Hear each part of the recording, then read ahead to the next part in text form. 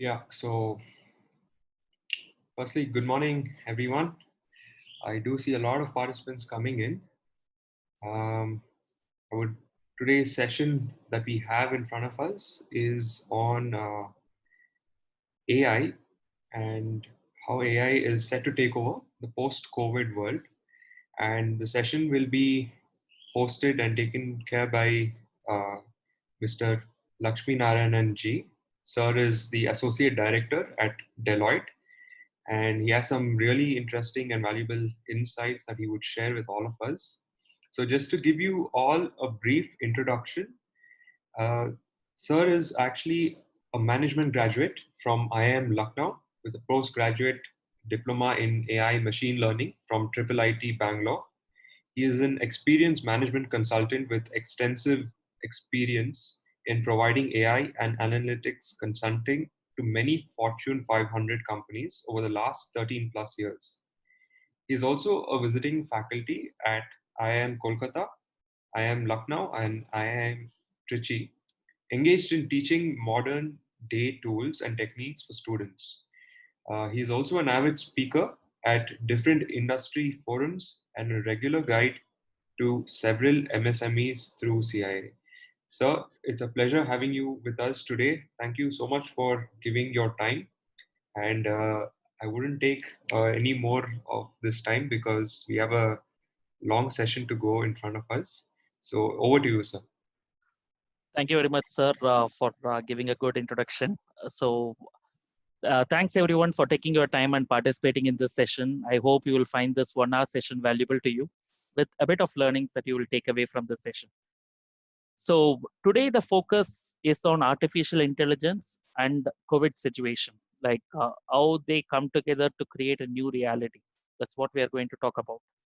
And before we start, just a quick point, like if there is an internet disruption or something, please bear with me. I'll be able to join back within a couple of minutes. So we are in the situation like where everyone is working from home. So we have to get accustomed to this new reality. Now, before we deep dive, I'm sure you all have heard of this concept of artificial intelligence, or at least as a buzzword, you would be hearing it day in, day out, with different people passing comments on AI. And this is something you can love or hate, but you can't ignore it. So look at the way the legends have spoken about AI. So AI is likely to be the best or the worst thing that can happen to humanity. So that's what Stephen Hawking believes. And humans should be worried about the threat posed by AI. That's what Bill Gates says. And even Elon Musk came up with this view that, okay, it may be a threat in future. And I don't know whether you know Andrew Ng is a very popular uh, a teacher in the field of machine learning. And he puts it out very aptly. This is the new electricity, artificial intelligence. So electricity is considered to be one of the major innovations that has happened that has transformed our lifestyle. The same way, AI is considered to be the new age electricity, which is going to transform the way our lives are going to happen. So that's something you should be aware of. So with that context, I just want to tell you what we are going to cover, what we are going to discuss in the next 1 hour. So we have introduction to AI as a beginning, as a first thing, for the simple reason I personally believe that whenever we go for lectures in the campus, a lot of people do not have the right perspective of what AI is all about. I would like to begin with that introduction of what AI is all about and what makes AI as a technology different from all other technologies. And then we look at how AI is creating a paradigm shift in the recent years.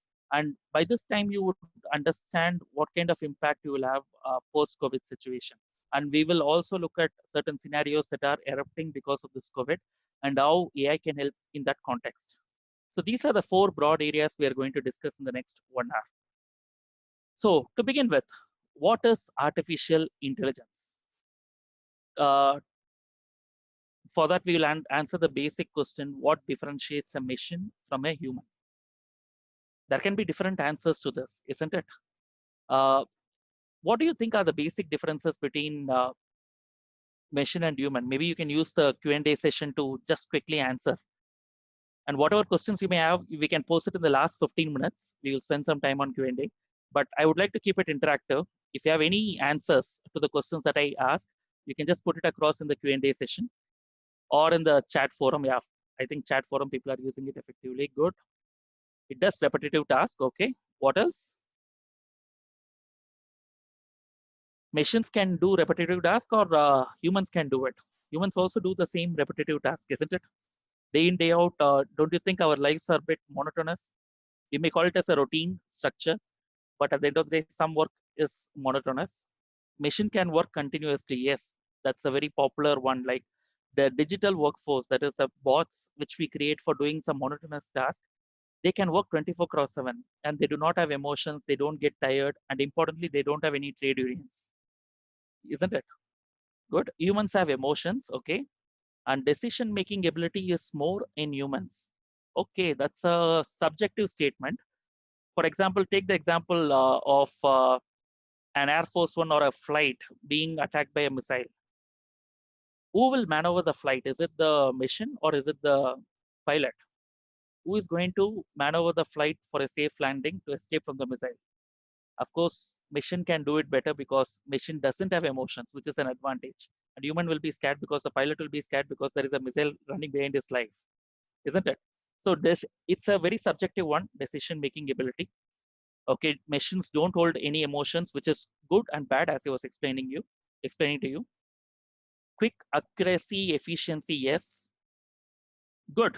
So I think we are all in the right context. Humans can do anything original, machines cannot. They have limitations. Okay, good. Now let's try to understand a bit more on this. Humans can have emotions, machines cannot. Humans have a certain bit of intelligence. Machines usually do not have that intelligence. Even if they have intelligence, the fact really is they pretend to be intelligent. So these are basic things which actually differentiates a machine from a human. And to continue, what is intelligence? Before even we get to the concept of AI, what is intelligence? Intelligence is nothing but a power of reasoning, a logical thinking, which will actually help you to solve problems. Correct?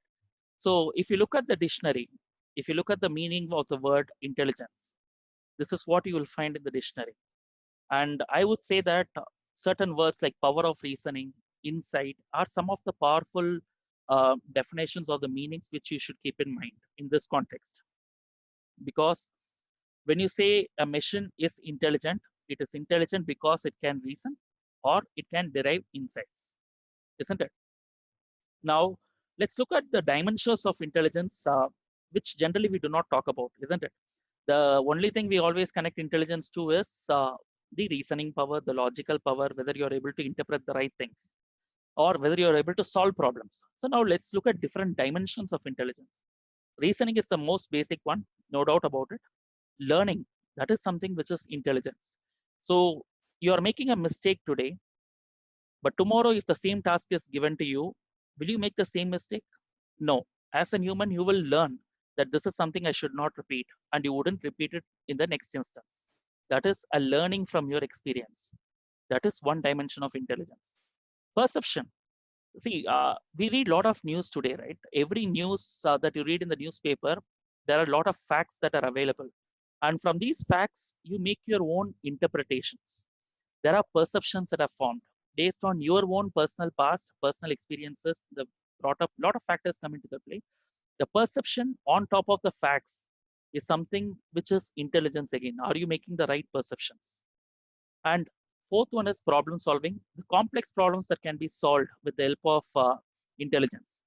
Uh, there are certain people like Shakuntala Devi is known for intelligence for the simple reason she was able to solve complex problems which only machines could do at that point of time. So complex problem solving is again intelligence. And linguistic intelligence, this is something we always ignore. Learning languages is also a form of intelligence. Learning languages, actually the scientific studies have proved that it improves our understanding, it improves our reasoning power, it improves our brain power to a great extent. So these are 5 dimensions of intelligence you should be aware of. Then now, being from Tamil Nadu, I cannot ignore Rajnikant, so I always use this slide. Now try to connect the term intelligence with this concept of artificial intelligence. What is artificial intelligence? It's nothing but you are making a machine intelligent by giving any one of the dimensions that we discussed. It can be the power of language, it can be the power of reasoning, it can be power of complex problem solving.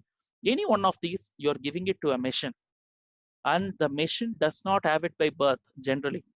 It develops that art, it develops that science because of the experience that you're giving it in the form of data. It is developing all these dimensions of intelligence.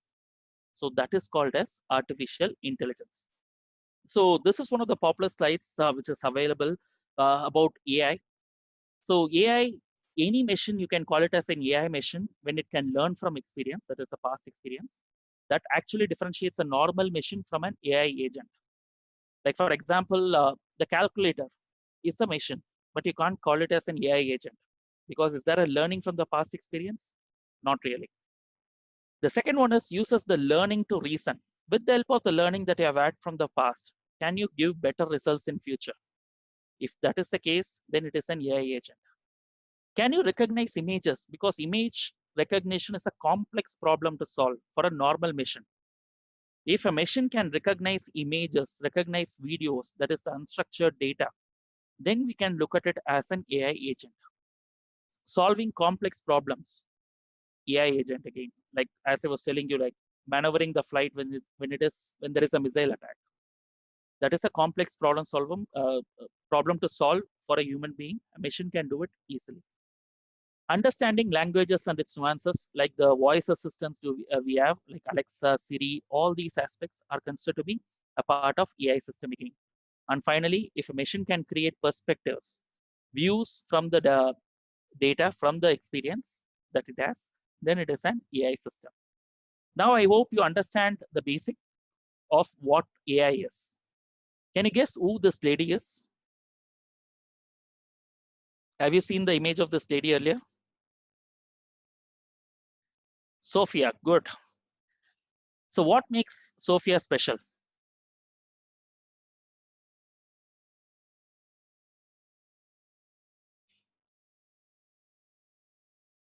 So while you answer that, there was a question about reasoning. Reasoning is nothing but finding a logical uh, finding a logical way of explaining something.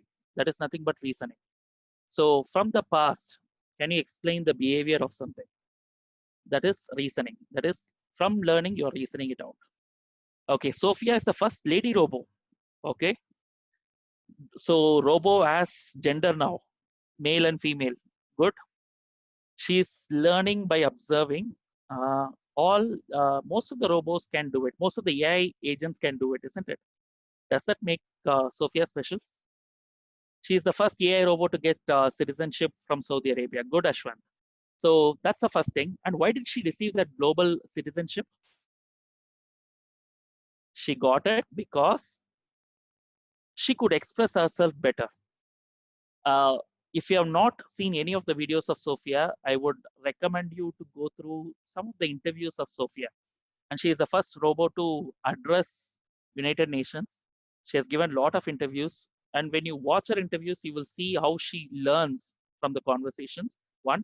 And second thing, how she is able to express herself in a much better way. And there is a reason that her head is left open. If she is given a good hairstyle, definitely people will not be able to identify whether she is a robot or not. By the way, should I call her she or should I call it? That's where AI is heading. We are confused now, right? Whether we should call Sophia it or her. So that's something you should. That's how the world is transforming these days. So to understand what are the different areas explored in artificial intelligence, these are the broad areas. So from the AI point of view, you have machine learning, which is considered to be the core engine for a lot of other AI applications also. In machine learning, we call it as, we have two sub areas, predictive analytics and deep learning. And deep learning is still in the research part. Of course, we do find applications coming out of it, but more research is happening in that space. And this whole set of AI is an evolving space. And the second important area is NLP, where translation, classification, clustering, that is processing the natural language. How does a human speak? How does the human use language? Can I decode it better? Can I extract information better? That's where this research is. The third one is very popular that we find in our day-to-day homes today. Alexa, Siri, all these are speech assistants. So speech to text, text to speech is one area where more research is happening from the AI point of view. Then expert system, like as I was mentioning about the flight, that is, it has the knowledge of how to maneuver a flight. So that is an expert system. Planning, scheduling, and optimization. Lot of bots are being built in the manufacturing space for better planning, scheduling, and optimization. Again, AI is used there for this is coming under complex problem solving. Like you give a bigger problem with the resources that are available. So the machine does the job of planning, scheduling, and optimizing it. Then robotics. So ideally, I mean, till you learn about AI, everyone has this perception that AI is nothing but robotics. That's the first thing that comes to the mind. But AI is just not robotics. That should be the biggest takeaway from this slide for you. Robotics is just a smaller segment of AI, but there are a lot of other areas that are getting explored in the artificial intelligence space. And finally, vision, the cognitive vision that we speak about, image recognition, machine vision. So these are the areas explored in AI. And also, I would like to give you one more perspective from my experience. Uh, do you know how old the concept of AI is, by the way? Make a guess. How many years old AI? Let's see how many of you get it right.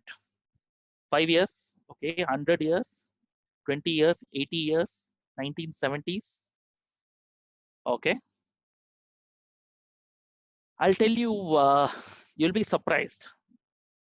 The first time the AI concept was coined in the year 1955. John McCarthy, who is considered to be the father of artificial intelligence, came up with this concept of artificial intelligence in a academic conference. He just proposed that can we look at doing more research in building machines which are more like humans. In fact, I'm sure you would have heard of this Alan Turing test, which happened in the late 40s. That was the first attempt to create that also. And if you if you look at the evolution of AI, AI has gone through 3 different winters, what we call it as AI winter. That is 3 different stages have happened in AI. But only this third stage, this age is called as the age of machine learning, is considered to be the golden age of artificial intelligence. And it has started from 2010, not too old. But this particular age is very powerful because whatever that was used as a scientist tool in the earlier stages, not many commercial applications were there in the AI space. Today, because of machine learning, which is the core engine for AI today, we are able to find a lot of practical applications in the modern day world.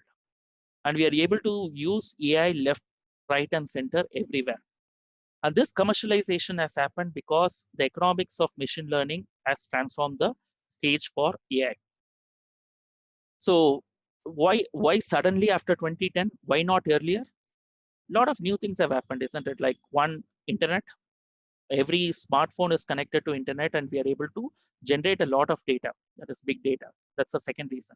Internet, which is enabling us to connect to a lot of computers, which also has enabled us to give a very powerful engine for this growth. That is cloud computing.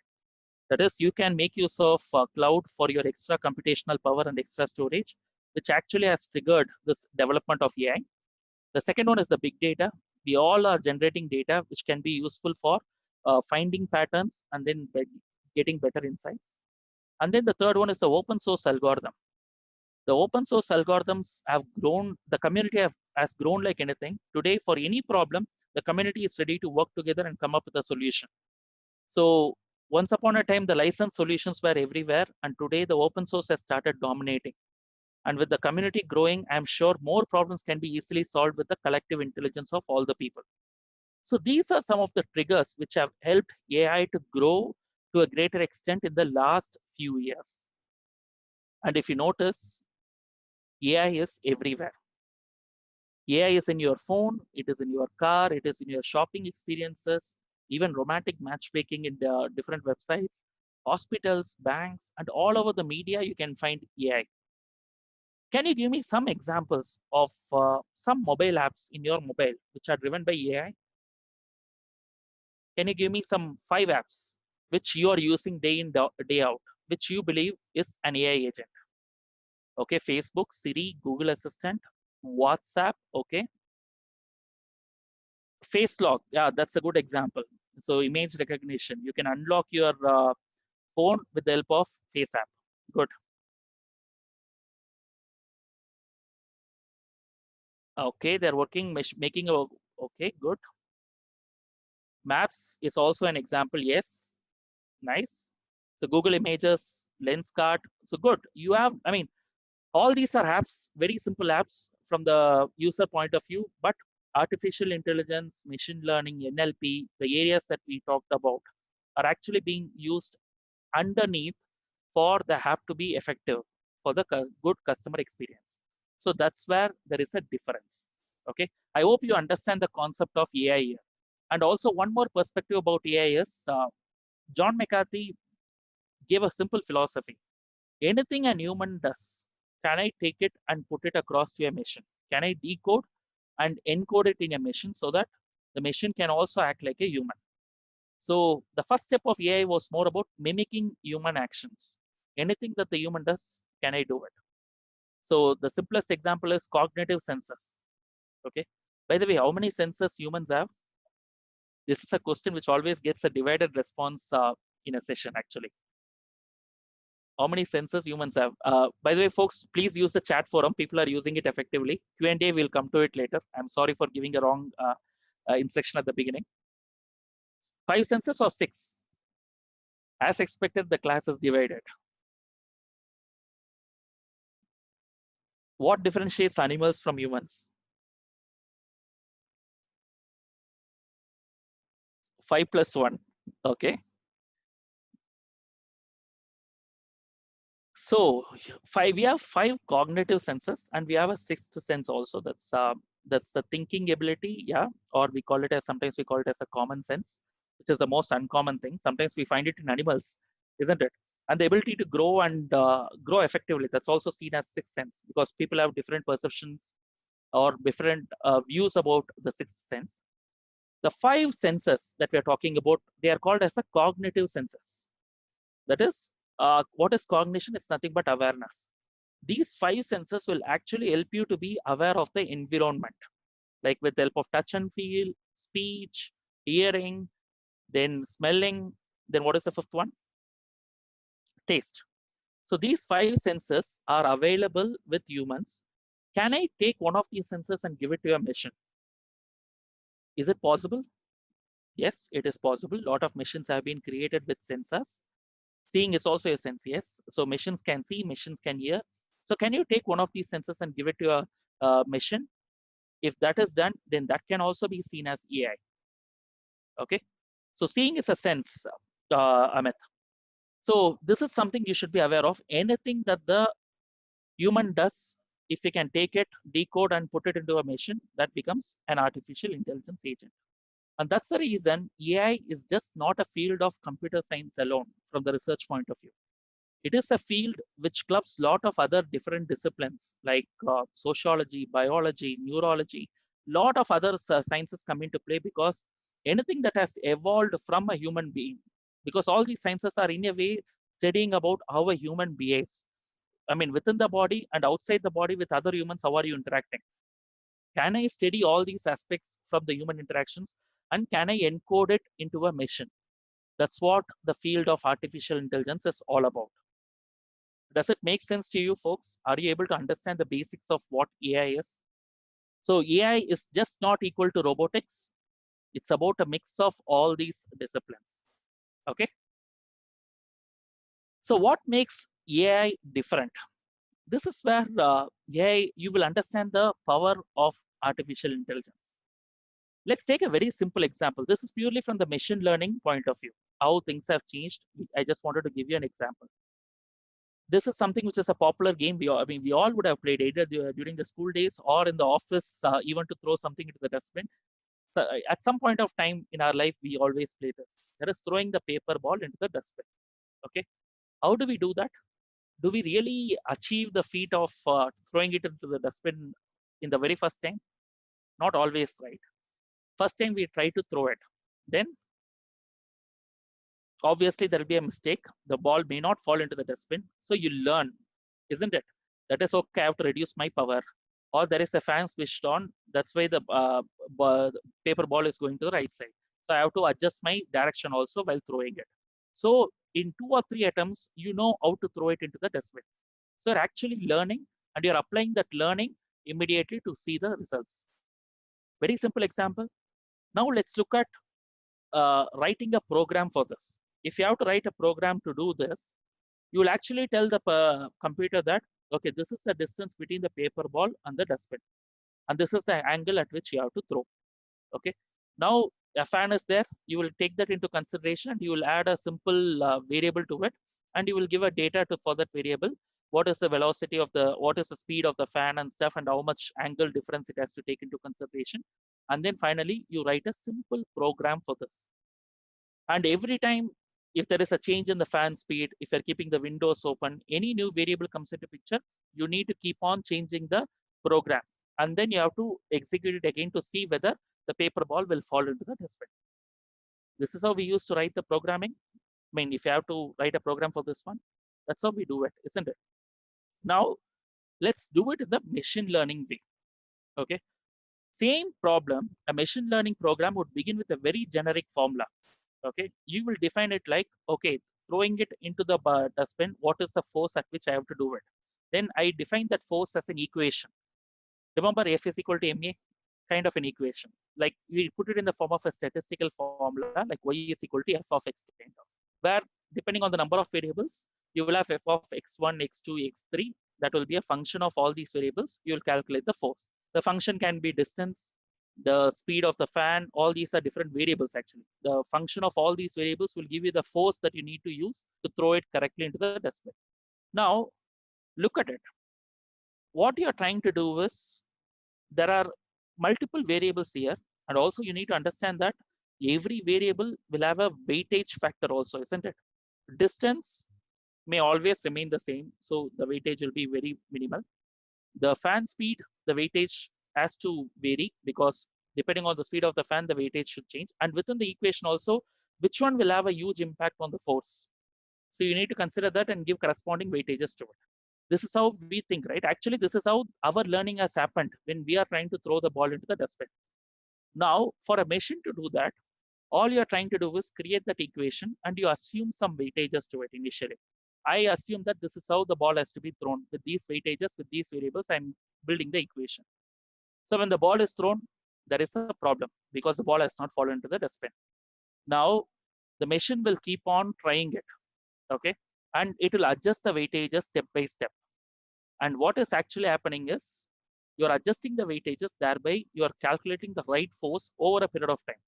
10 attempts, 20 attempts, 30 attempts. Finally, in some attempt, the machine will find out by itself that, okay, if I use these weightages for these variables, I believe we can throw the ball into the dustbin correctly.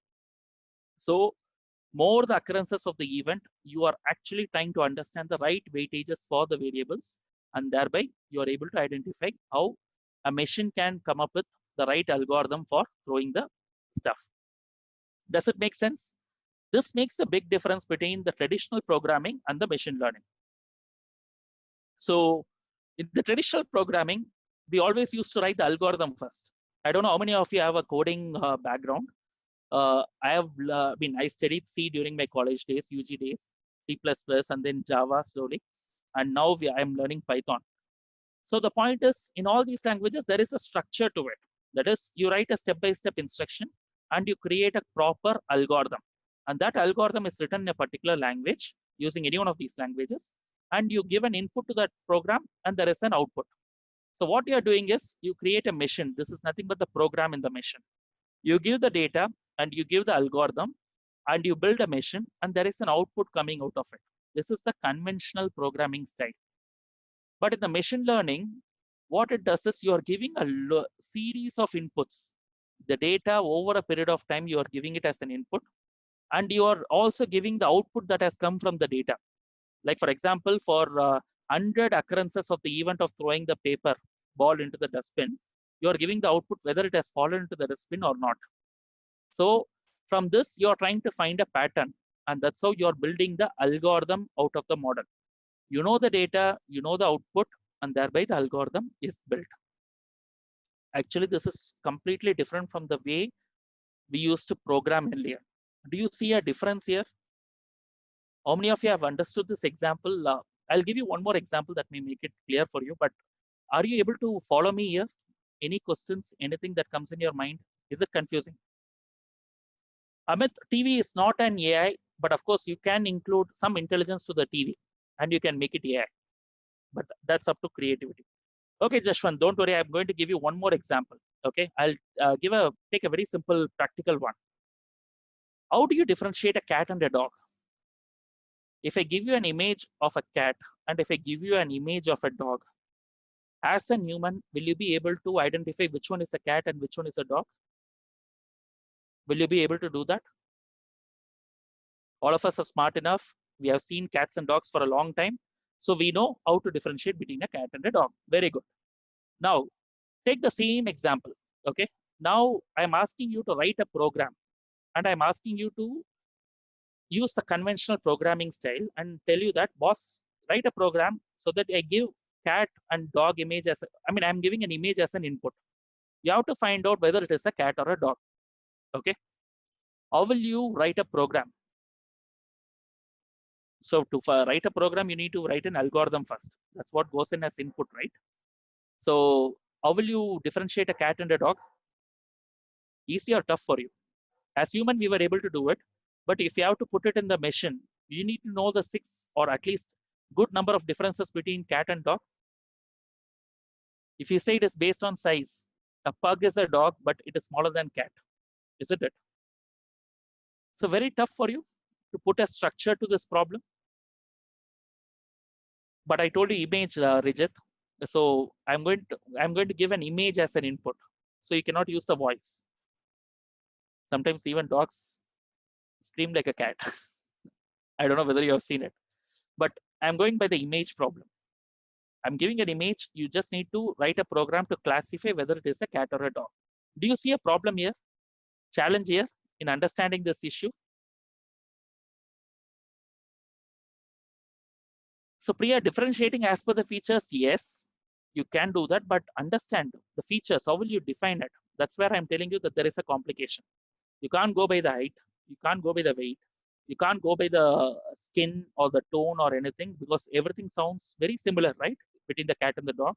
It's really tough for you to differentiate both of them so easily in a box. That is, you cannot put it in an algorithm like if else logic.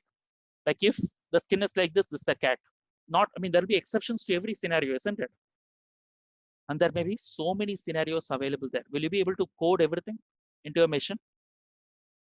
Nose, if you take it, Rakesh, is there a way to differentiate based on the nose? Are you sure that cats and dogs don't have similar nose? So there is a complication here. So now the same thing, I understand that in the traditional programming, it's a tough problem to solve. Now let me take the machine learning example. Now the point is, in the machine learning world, all you have to do is take 10,000 images of cat and 10,000 images of dog and label them very clearly. Like these 10,000 images are cats and these 10,000 images are dogs. And you can just put it across to a machine and say that, boss, apply statistical models on this and try to understand and give the features, like whatever features you believe based on your understanding of cat and dog, give it as features. And slowly the machine with the help of statistical models will build a pattern and see that, okay, these 10,000 images of cat as a common pattern and these 10,000 images of dog as a common pattern again. Now, when you give a new feature, new image as an input, now this image, does it belong to this group or this group? If it belongs to a group where all the cats are available, which is closer to that pattern statistically, that means it is a cat with so much probability.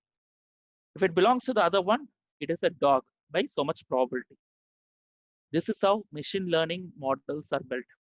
Now, you have classified it wrongly. Let's say, for example, the machine has classified it wrongly. That's where the learning happens.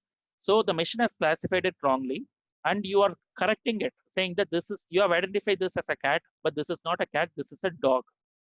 When you do that classification correctly, the machine learns that, okay, I have done something wrong. What is the problem? Is it because of the features that I've identified, or is it because of the weightage to the features? I'm trying to adjust it accordingly so that next time when the same image is passed, I will identify that correctly. When the new image comes, the learning that has come from this wrong identification will also go in to the feature so that the answers are correct. That's how you differentiate the conventional programming and the machine learning model. Does it make sense to you why the machine learning model is slightly different from the conventional programming, which is making a huge impact in the way we are seeing things?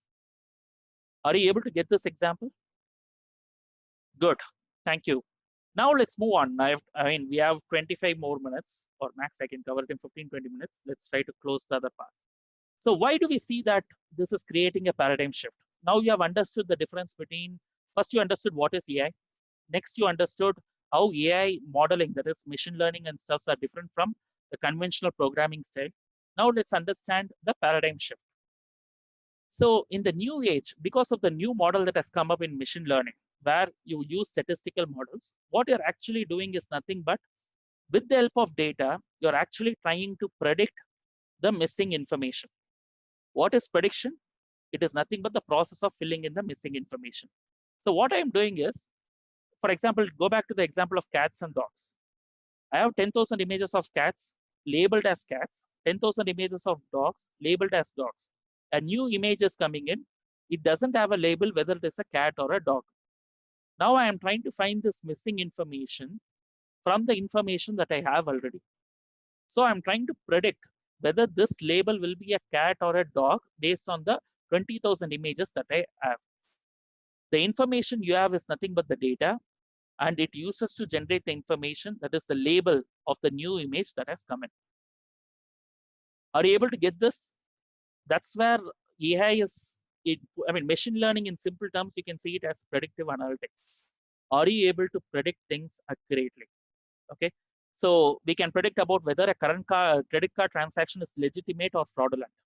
So all we are trying to do is, we are trying to find patterns from the past, and we are trying to see whether a new image or a new input that comes in, whether it fits into the pattern or not.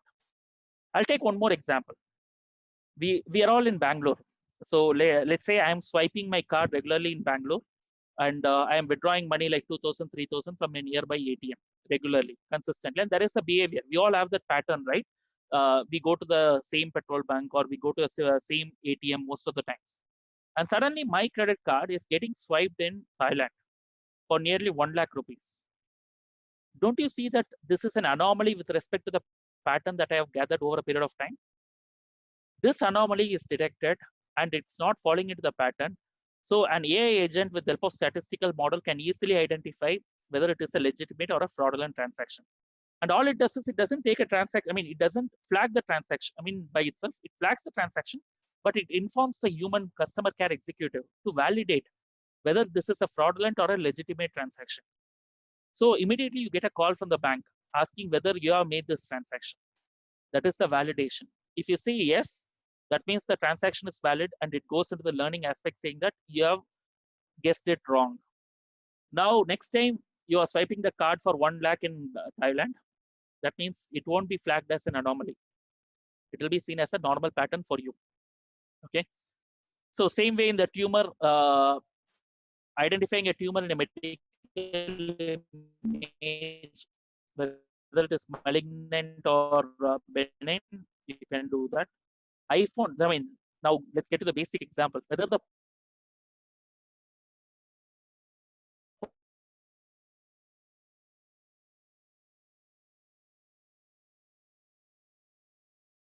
person looking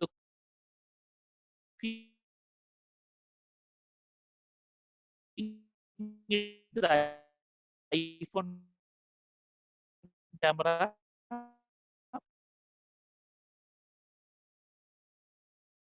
this problem. The best way to solve this problem is go for a machine learning model. Instead of telling the machine what to do in every circumstance, can you twist the question into a prediction problem? What would a human do in a situation like this? If he drives the car and if he sees a red signal, will he stop the car, or will he turn right? Will he turn left, or will he press the accelerator? the 4 actions that is possible generally. What will he do? Can I understand what a human would do and can I mimic the same action? That's what the autonomous car is. Now, companies are actually investing more billions of dollars in training machines to drive autonomously in uncontrolled environments, even on city streets. And how are they doing it? They're making an AI sitting in the car with a human driver. That doesn't mean that a bot will sit right next to the driver and observe. You're putting across sensors, just like a human is doing. What human is doing while driving the road, you are gathering inputs and your brain takes action whether to stop, right, left. All these actions are taken by the brain. Same way, you put across sensors throughout the car, and the sensors are going to keep on receiving the inputs, and it's going to validate what action is being taken uh, by an human while driving the car. If he is turning right, what are the inputs that have been captured by the sensor? One of the sensors would have captured it, like, okay, there is a turning in the right and there is a signal in the that has been given as green for the right, and his home is in this direction. So if this is the case, he will turn right. So that is the interpretation of the machine. So it starts observing what an human action is and on which contextual data that he has taken this action. That's how you slowly interpret, the machines slowly interpret, and it is able to take the right action. Of course, you need to drive millions and millions of kilometers in this format over a period of time. Only then the machine will be able to gather all these inputs. And still there will be a lot of ethical concerns, because whatever mistakes the human does, we can always blame it to negligence, but a machine cannot be like that, right? If a machine goes and it's a person on the road, then the person who created the machine will be blamed for it. The popular trolley problem, for example, that's where autonomous cars are still facing the ethical dilemma. If you have a pregnant wife crossing the road, pregnant lady crossing the road, if you have an old lady crossing the road, and if you have 3 kids playing on one side, you are trying to drive the car on the road, the brakes are not working, then whom will you hit and kill in this situation? Most of us would kill the whole lady, right? Usually that is the answer that I get in most of the sessions. Because I mean, pregnant lady, we cannot hit her, kids, we cannot hit her. Then only lady left out is old lady because she has lived her life, let's kill her. That's the logic that comes for most of the people. But put it across in different situations, the complications that may come up. Like the kids are playing in the center of the road. The lady is walking in the pathway, and the pregnant lady is also walking in the road. The only person who is following the rules is the old lady. The rest of them are taking the risk by playing on the road. The same situation gets complicated with the new information that is added, right? So it becomes an ethical dilemma.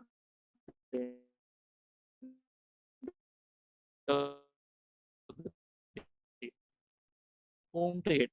When we humans do not have answers to these questions, it is really tough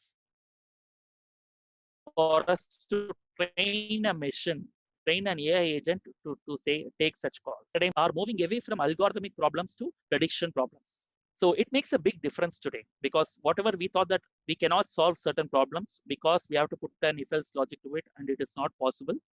Today we are able to do it because we're able to look at it as a prediction problem. Can I predict what will happen for this question? What could be the answer for this one? With a certain accuracy, if I am able to predict it, then it is good.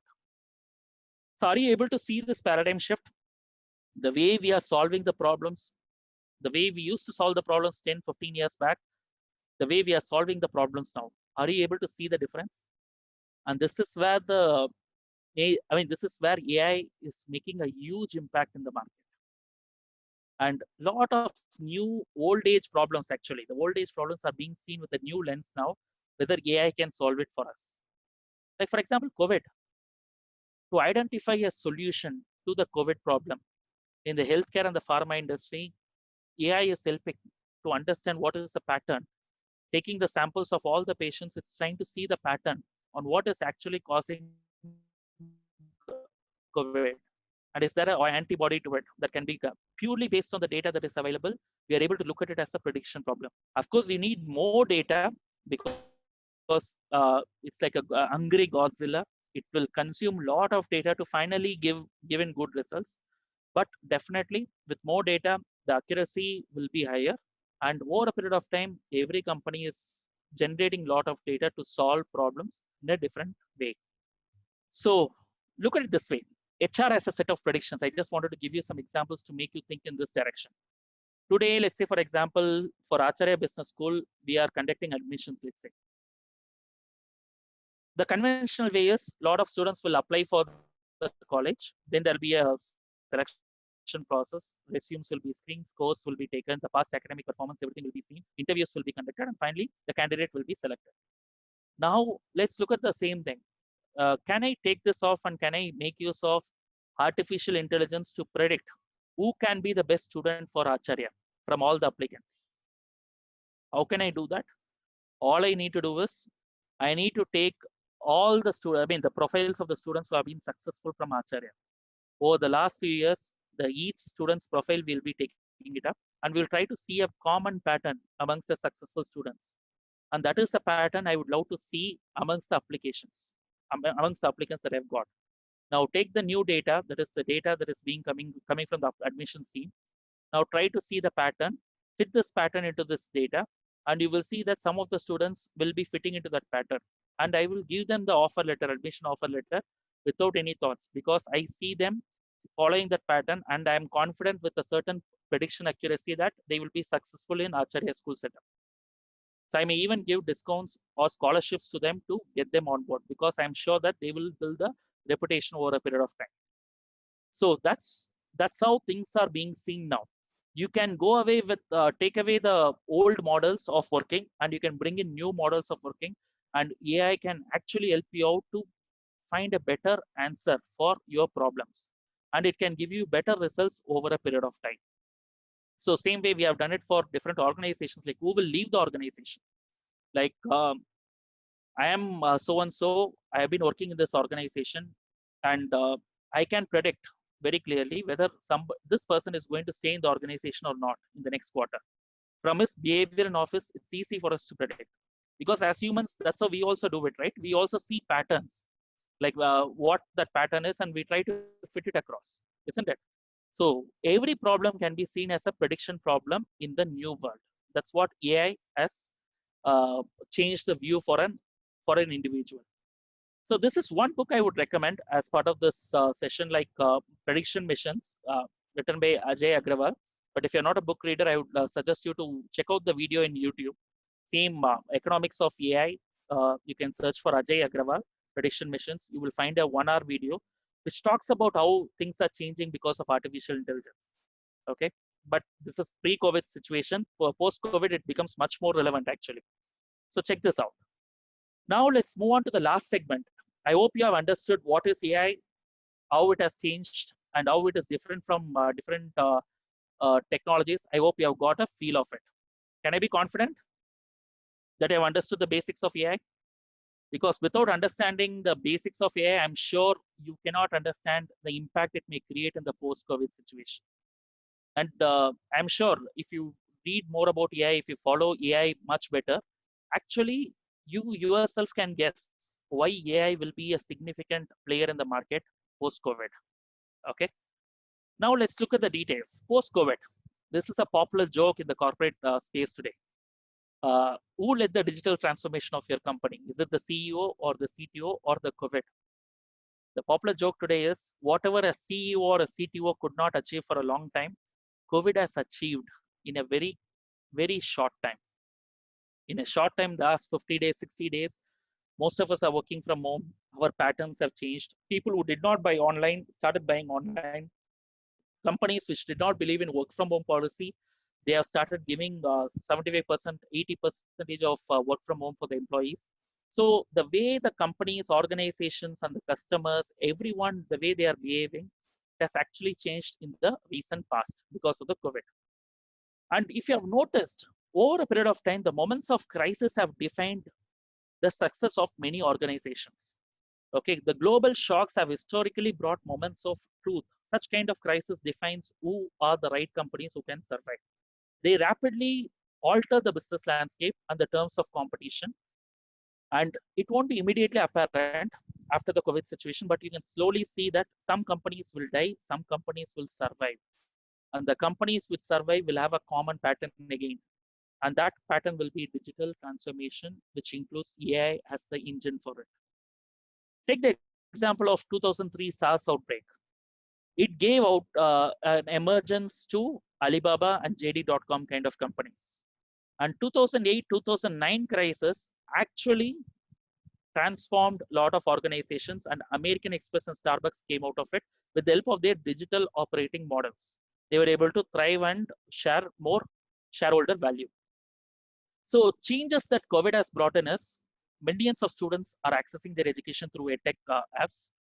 You wouldn't have imagined this webinar happening, right? I would have been in your campus delivering this lecture in person in a auditorium or in a conference room. But today we are having it over the webinar.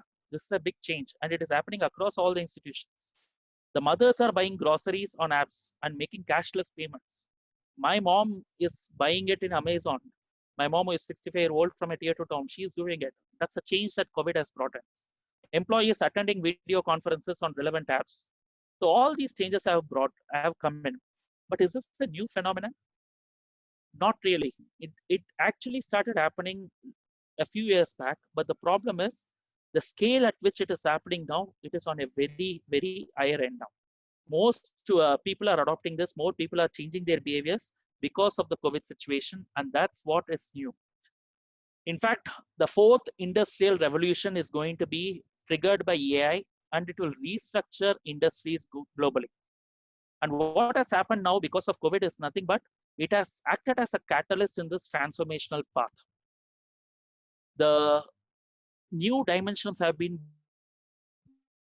brought in because of the COVID situation, like privacy, security, rising inequality, everything is coming out evidently, right? The migrant crisis that we are seeing, that is coming out. So the world is not going to be new again. So there are a lot of problems which are coming out, and technology can be a solution for those problems. And World Economic Forum clearly says that agility, scalability, and automation will be the buzzword after this. When you speak of automation, of course, AI will be a trigger, will be an engine for that growth, and that will create new business models. And those who have these capabilities will actually be winners at the end of this phase. So major trends that are already happening are getting accelerated now because of this outbreak, and the focus will shift completely. For the workforce, the advanced robots may come into picture.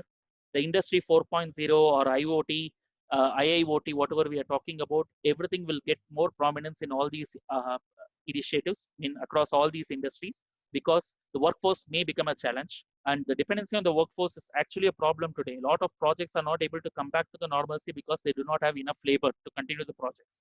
So they will think of automation as an alternative. Of course, in these situations, developing economics will go through a larger transformation, which will have an impact on the workforce too. But that is unavoidable. This is going to be a painful transition for many. That's my personal view. And of course, the transformation will be good for the longer run. And AI will help companies direct new consumption patterns also and deliver hyper-personalized products to online customers. Because one thing, if you have noticed, I don't know whether when you read marketing, the conventional marketing, we all collect data through market research and all the other forms. The kind of data available in the conventional marketing is very, very limited compared to digital marketing. And with e-commerce companies, the kind of data that flows in about the consumers for them to act on, it's actually very high. And artificial intelligence can eat on this data, can sit on this data and work on complex patterns and models to create hyper-localized products for every customer segment who is visiting the website. So the COVID-19 crisis is accelerating to a new reality. This is what the BCG report says. The new reality is the uncertainty requires redundancy, which inevitably means increased cost. The cost is going to increase, and AI will actually work on a larger scale to minimize the cost for you. And consumption patterns are moving towards e-commerce and digital models. We all are seeing it. We have become new customers for the e-commerce models, a lot of us. And AI will optimize detection of new consumption patterns, and it will result in hyper-localization. Remote ways of working are becoming the new normal, and AI-based companies are equipped for new ways of working. So AI enables on-demand labor through more precise sales and supplier predictions. So the prediction is the key here, and how well you are able to predict it with the help of AI will actually help you to have a better decision making in future. And just because in this kind of vulnerable VUCA world, what we call it as, in this VUCA world, decision making is going to become a challenge, And AI can actually help you to improve the quality of the decision making that you have in your organization. From all the examples that we have seen, I believe you can very well understand that. And BCG believes that there are 5 principles that can actually build a human powered AI company. One is the strong leadership commitment. The second one is the reimagining the organization with AI at its core. So some organizations have already started doing it. Now they are doing it faster because they are going to survive this storm. The companies which could not think about it earlier will actually do it now because it's a matter of survival for them. And they have to transform themselves into AI powered company because um, till now the fact has been like the AI has been taken in pockets in different companies as projects for certain business units. It is not seen as the priority for the organization, the AI and the digital transformation. Now it will become a priority for many organizations. It will become a corporate CEO's priority. What was once a CTO's priority will become a CEO's priority now. And you will start seeing companies containing and discarding legacy processes. That's one important principle that's going to be driven, and it will prepare people now for the new change that is coming up. So this is what I wanted to touch upon. So do you have any questions? I believe I hope I have touched upon different areas to help you understand how things are going to change and how it is going to create an impact in the coming days. So since you can use the questions forum now. Okay, there is, I mean, Vishwanath, I'll take this question from the chat, but we'll move on to the Q&A forum to answer further questions. We'll spend 15 minutes on Q&A. Is AI and ML all the same? I believe I touched upon this in the, say, one of the slides. ML is a subset of AI. It is one of the key areas explored under AI. AI is a broader concept like NLP, speech, all these areas are explored under the artificial intelligence. AI machine learning is the engine for it because that's where the real coding happens, the real data processing, the identification of patterns, the real analytical engine for artificial intelligence is the machine learning. So that is the core. So that's where this comes into picture. Okay, if AI will take over, then it will create more unemployment. Okay, this is a common question that we always get. I'll be honest with you. The question, the point here is, you have not, if you have noticed one thing, what we are trying to do is we are actually trying to solve problems which are created, which are there for a longer time. We are trying to see how we can solve it with the help of artificial intelligence. So it is not like AI versus humans. It is going to be like AI and humans coming together to solve the real world problems. So whatever that could not be solved by humans over a period of time, now AI will help humans to solve those problems for them. For a shorter time, maybe the unemployment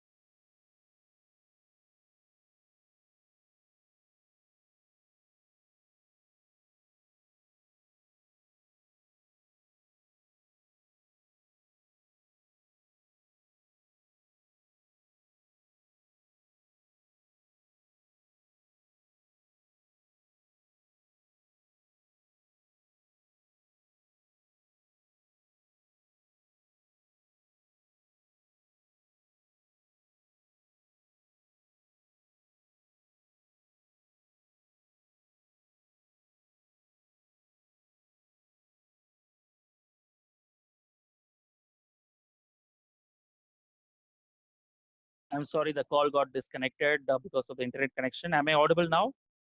I'm sorry.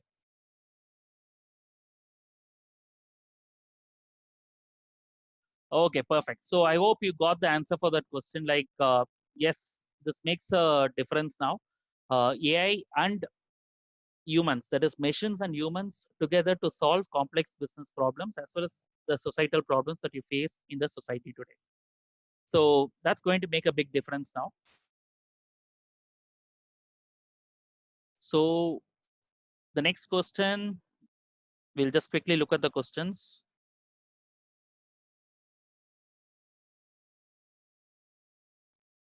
Sorry, I think I missed the earlier question. So if you have questions, please type it again because of the disconnection.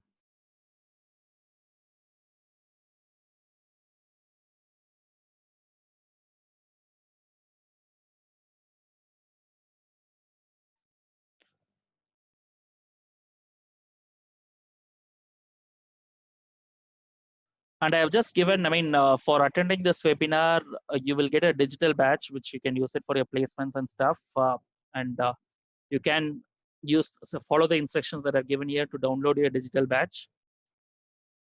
And if this course is fascinating, this area is fascinating for you, since we have been taking these courses across sessions across different colleges, we have realized that a lot of people are asking for this.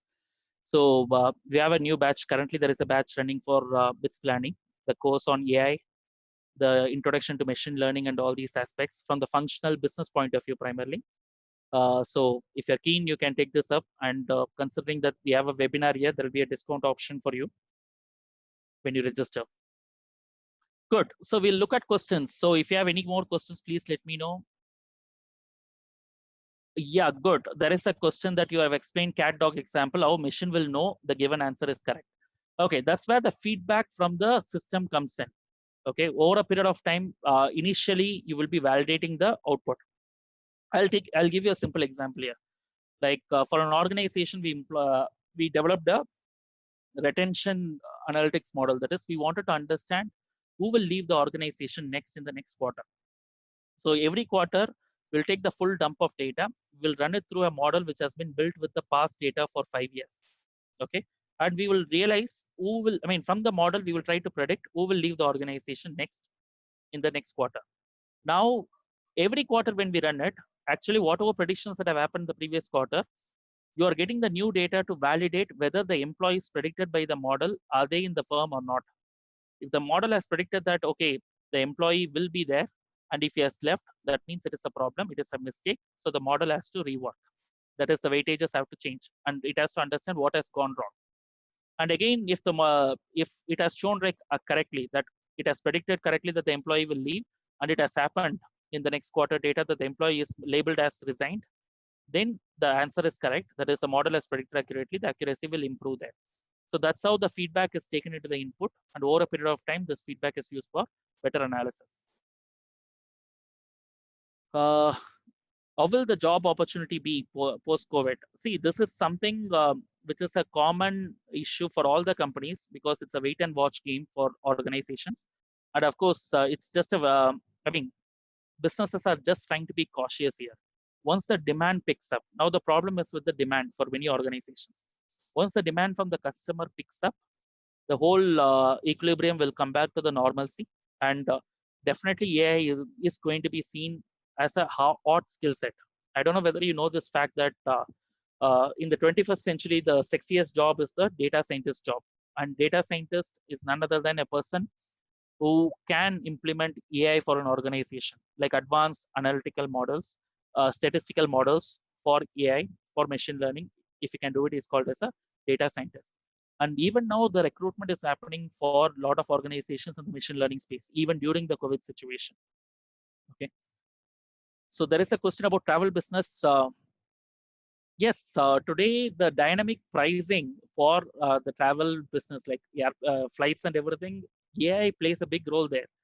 So AI can continue to play a bigger role in understanding the patterns and giving exclusive offers for certain people to retain the best customers for them. So you know the concept of AI now. So it's up to our creativity to see how we can apply it, because every industry is unique and every problem is unique. And are you able to identify the right problem? And are you able to identify the right technology to solve that problem? That's where your success lies. Okay. So Parul, the video recording will be shared across with all of them. So at the end of the session.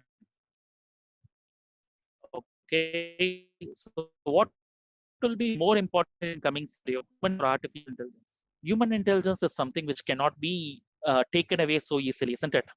Some people, I mean, you need to realize that human intelligence is there to stay for a longer time. Artificial intelligence is a product of human intelligence. So you can't take away that very quickly. So you need to understand human intelligence is the one which is going to beat artificial intelligence is something goes in the negative direction also. I always give this example.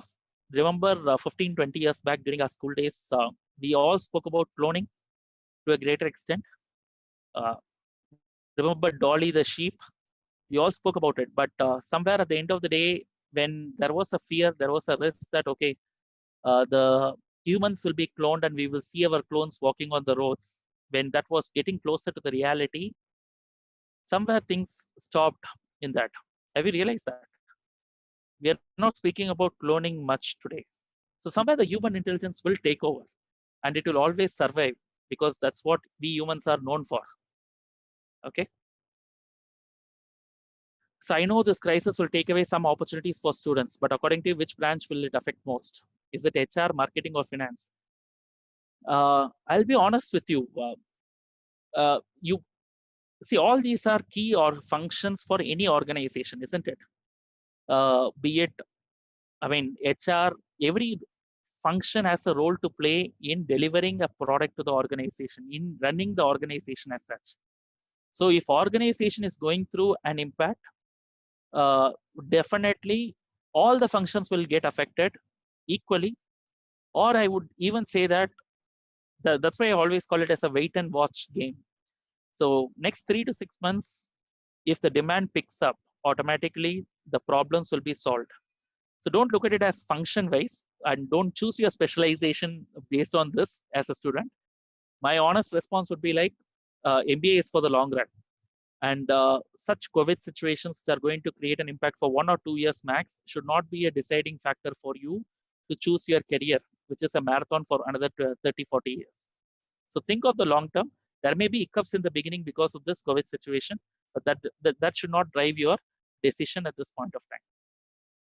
Will automation and AI together lead the future? Will major chunk of people lose jobs? Nikhil, I answered that question. It's not like major people will lose jobs. Depending on the industry, there will be an alteration on how the jobs are going to be.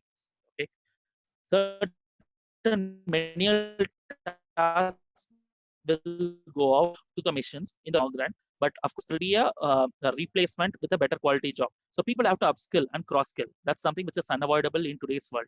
We can't say that, okay, I've done this course, so I can survive for next 30 years. I did my MBA 9 years back. I realized that even MBA from an IIM has an expiry date. And today I've done a postgraduate diploma in AI machine learning. That's an upskilling which I've done it for my career. So I would advise the same for you.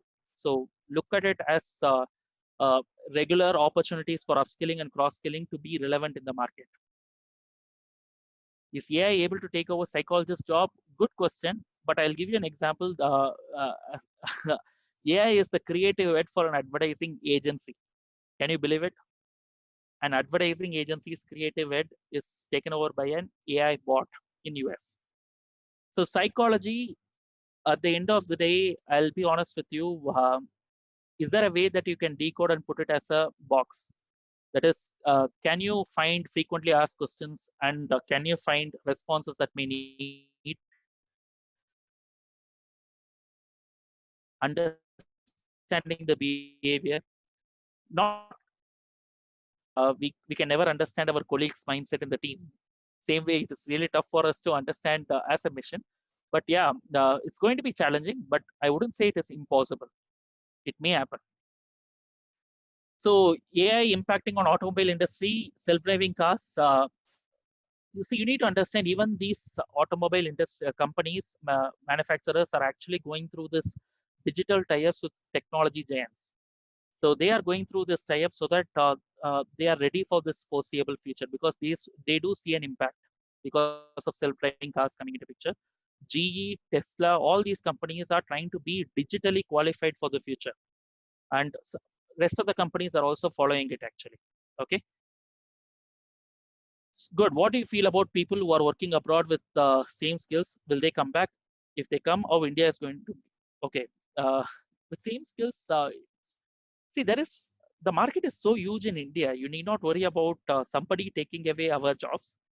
There is always a job for everyone in this market.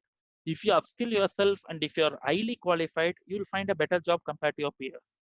It's all about, it's a skill which is going to directly dictate what kind of job that you're going to get into. Skill and the experience. And I mean, it's a cycle, right? With experience, you gain skill, and with skill, you gain the job which will give you experience. That's what you need to do over a period of time. Will AI course help sales profit upgrade? Okay, I'll be honest here. The fact here is very simple. We are talking about a concept called as artificial intelligence. Okay, this concept of artificial intelligence is something you should be aware of because it is going to affect us as a new reality, which has already started affecting us. We do not see it very evidently, but it's going to play a role in every industry, every sector, every market. Now, are you getting ready for this new market, new industry, new skill that is coming up? If you want to be relevant in this industry for a long time, I would suggest you to pick up the skill, artificial intelligence. Either as a functional person or a technical person, there are multiple gamuts there, which you will learn as part of the course. But the point here is uh, how well you are going to take those concepts back to the job that you are doing. That is completely in your hands. If you're able to add value from that point of view, nothing like it. Okay, that's where you are learning plus your acumen to take those skills back to the market. That's where your success lies. Okay, I'll take last two questions. What are your views of the risk of AI may overrule the humans? I think that's what I answered in the form of cloning Dolly the sheep. So human intelligence will always ensure that there is nothing that supersedes the uh, human intelligence, be it AI or anything. How COVID-19 gonna affect academics? Do you see any impact now? Even though we are not coming to the classrooms, still the learning is happening, isn't it? That's the biggest impact. But of course, the learning pedagogy will change, maybe over a period of time. Uh, that is good actually. So we need to be, I mean, the professors are expected to learn the digital tools to engage the students.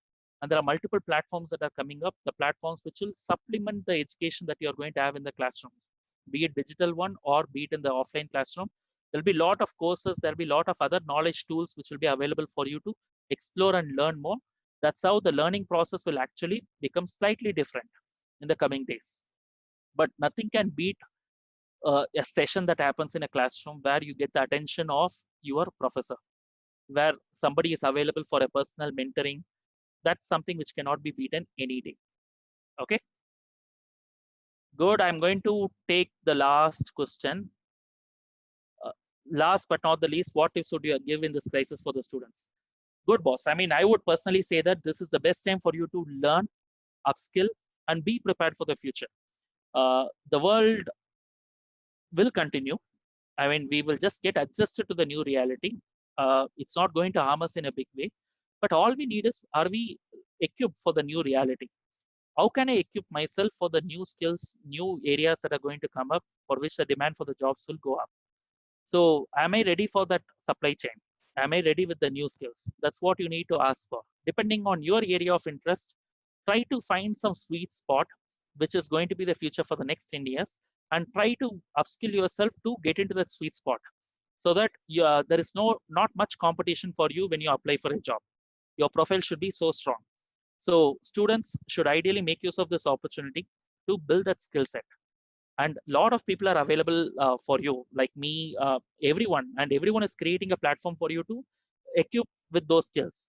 Just make the best use of it, and we are always there to guide you and mentor you to walk in the right direction.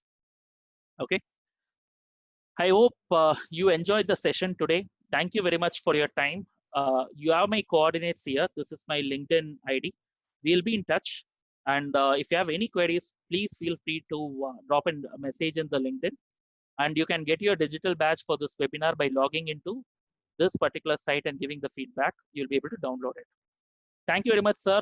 Back to you. Thank you so much. On behalf of Kala ma'am, Niti ma'am, and everyone at ABBS, thank you so much for your time. And we had a wonderful interactive session, and look forward to touching base sometime soon. Thank you so much, sir. Thank you very much, sir. Have a wonderful day, everyone. We'll be in touch. Thank Thanks, you. everyone. We will send you an email with the entire webinar and the link as well. Thank you so much. Thank you. Sure. Thank you.